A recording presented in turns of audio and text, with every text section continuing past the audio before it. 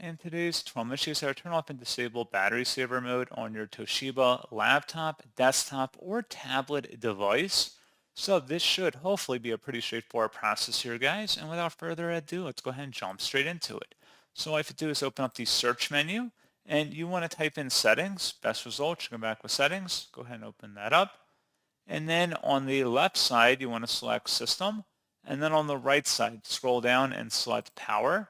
And where it says Power Mode, click on that. And then Plugged in or on battery for both of them, click the drop down next to them and select either Balance or Best Performance. And that is all you have to do.